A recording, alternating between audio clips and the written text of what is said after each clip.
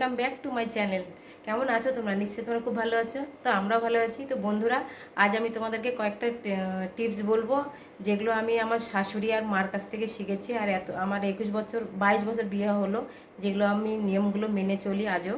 তো তোমরা হয়তো সেই নিয়মগুলো অনেকে মানো, কিন্তু যারা এখনও জানো না তাদের জন্য ভিডিওটা বানাচ্ছি, যেগুলো করলে সত্যি তোমাদের সংসারের ভালো হবেই, আর আয়ও হবে, আর মা লক্ষ্মীরও বাস যেখানে হবে, বুঝেছো? তো সেগুলো তোমাদেরকে আমি বলবো আজকে। তোমার মানে দেখতে থাকো ভিডিওটা। কি কি মানে করলে তোমাদের স্বাভাবিক সংসারের সুখ শান্তি বজায় থাকবে, এমনকি বাড়ন্ত হবে। আর যারা বিশ্বাস করো তারা নিশ্চয়ই এগুলো করো। তো আমি এতদিন করে এসেছি, যেগুলোতে আমি সত্যি ফল পাই। কেননা দেখো, মা লক্ষ্মী তো বলেছে যে আমাদের মধ্যেই কিন্তু মা লক্ষ্মীর বাস। তো আমাদেরকে সেই হিসাবেই চলতে হবে, নিয়ম কিছু কিছু মেনে। তো তোমরা যারা বিশ্বাস করো পুরোটা দেখো, তোমাদেরকে আমি সব বলছি, ঠিক আছে? চলো স্টার্ট করি। তো বন্ধুরা, প্রতিদিন সকালে উঠে বাসি কাপড়েই সবাই কিন্তু প্রবেশদ্বার বলে বা মেন দরজায়, মেন গেটে এভাবে জলে ছিটে দেবে। কেন ফ্ল্যাট বাড়িতে তো গ্রামে যেমন ছড়ো দেয়, তো ফ্ল্যাট বাড়িতে তো ছড়ো টড় দেওয়া যাবে না, তো এইভাবে অন্তত জলে ছিটা দেবে। তারপর বাসি কাপড় ছেড়ে নেবে, কারণ মা লক্ষ্মী কিন্তু বাসি কাপড় থাকা একদমই পছন্দ করে না। আর আমাদের মহিলাদেরই এই নিয়মগুলো মানতে হয়, তবে বাড়িতে সুখ শান্তি, সুখ সমৃদ্ধি বাড়বে। আর তারপরে ঝাড় দেওয়ার পর কোনো দিন না ঝাড়ুটাকে দাঁড় করিয়ে রাখবে না, ঝাড়ুটাকে এভাবেই চিৎ করে এভাবে শুইয়ে রাখবে, বুঝেছো? শুইয়ে এইভাবে রাখবে। আর কোনো গোপন জায়গায় এভাবে খাটের নিচে হোক বা এমন জায়গায় রাখবে যেখানে দেখা যাবে না, মানে অন্য কেউ দেখতে পাবে না। আর এটা হচ্ছে 2 নাম্বার টিপস। তো 3 নাম্বার টিপস হলো, বাড়িতে তো সবার তুলসী গাছ থাকে। তো অনেকে একটা রাখে, অনেকে বা আরও বেশি থাকে। তো অন্তত সবার বাড়িতে 2টো করে তুলসী গাছ থাকা প্রয়োজন, বুঝেছো?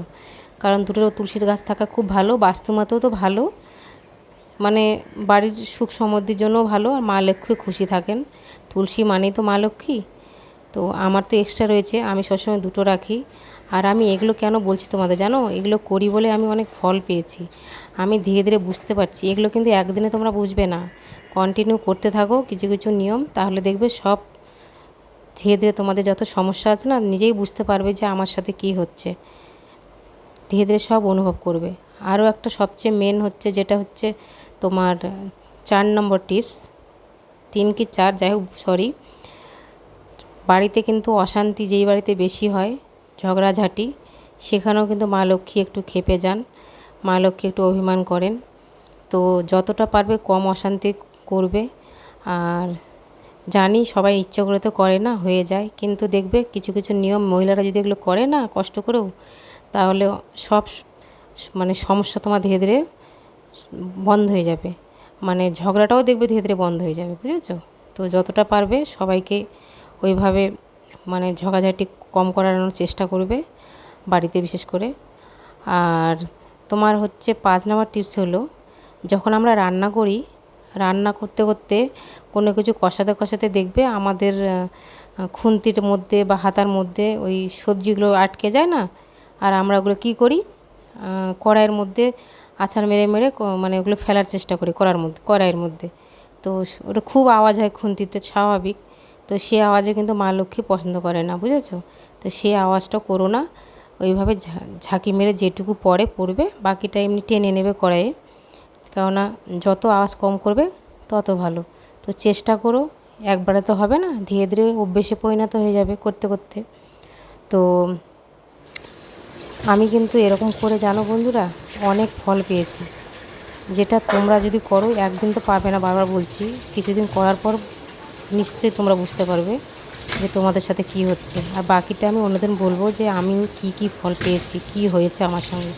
আর তারপর কি বলো তো, সিঙ্কে না বাসন ফেলে রাখবে না, এঁঠো বাসন যতটা পারবে মেজে নেবে। হ্যাঁ, খুব যদি শরীর খারাপ থাকে তাহলে যদি রেখেও দাও, তাহলে অন্তত ধুয়ে রেখে দিও, না মাজো কিন্তু ধুয়ে রেখে দিও। তো বন্ধুরা, এইভাবে মানে এরকম তোমরা যদি ভিডিও মানে চাও, তাহলে প্লিজ কমেন্ট করো। আর এগুলো তোমরা সবাই ট্রাই করে দেখো, টিপসগুলো তোমাদের নিশ্চয়ই ভালো হবে। আর আমাদের মহিলাদের জন্য, মহিলারা যদি এগুলো করি না, মহিলাদের মধ্যে লক্ষ্মী থাকে তোমরা জানো। তো আজ এই পর্যন্তই। তোমরা সবাই খুব ভালো থেকো, সুস্থ থেকো।